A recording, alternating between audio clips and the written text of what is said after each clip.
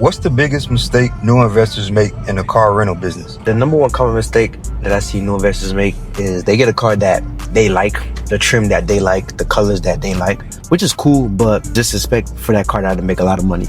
So if you want to get like, let's just say like a GLE, right? I probably recommend get like a dark gray GLE, like a black GLE with a nice red interior. Something that's like common that the market want to rent out, that the market likes, and not what you likes. If I buy a car today, how fast can I start seeing cash flow? I've had cars that got added to my fleet and it went out like next day. For example, like this BMW 5 Series, we got it like last month, and the next day I picked it up from the dealership, went out like for a 3-day rental. I've had cars that, took like a week to go out. It just depends on the car. I'd say the average ROI on investment would be like literally like a week. What happens if the car doesn't rent out for a week or two? My goal is to not make it that long. When there's like a drop like that, what I have to do is just lower the price. Say if a car was to go out for like $200 a day, it's like a slow season, I would have to drop that price for like $150, you know what I'm saying? Give some discounts. Me doing that, I've seen some success doing that. Can exotic cars really pay themselves just through rentals? Yeah, 100%. Like for example, like Lamborghini Urus is probably like the best exotic vehicle that's gonna pay itself back. Lamborghini Urus, you want for like $180,000, $200,000. Say you drop like $50,000 on a Lamborghini Urus, right? Obviously you gotta have good credit to get one. You could charge a Lamb anywhere from $800 to $1,000 a day. Let's just say you went out like 3 days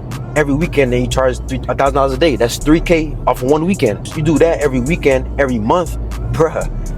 You feel me? Lamb truck gonna pay itself back. And then if you want, you can just resell it after a year or two because it holds their value. How do you choose which cars are actually worth investing in? Depends on the market. So out here in South Florida, people love Mercedes, BMWs, Corvettes, Lambos, you know what I'm saying, Rolls Royces. You have to go what the market wants. Like if you're in the middle of nowhere, like a place that's always snowing, probably have to go with SUVs, Tahoes, Escalades. You just gotta know what the market wants. What makes this business model safer than just renting on my own? I recommend people rent on their own if they want to. The only thing is you'll go through a lot of mistakes and a lot of errors. Instead of like trying to figure out on your own, especially if like you're a busy professional, you ain't trying to figure it out on your own, you could just invest in somebody like me that knows what they're doing, that vet out their clients, that do the pickups, the drop-offs, that do like everything for you, where the owners can literally just sit back and collect. I designed this business model specifically for people like you that just want to invest in something and just do your own thing. That's you. There's a link in the description where you can just apply to book a one-on-one call, and I got you.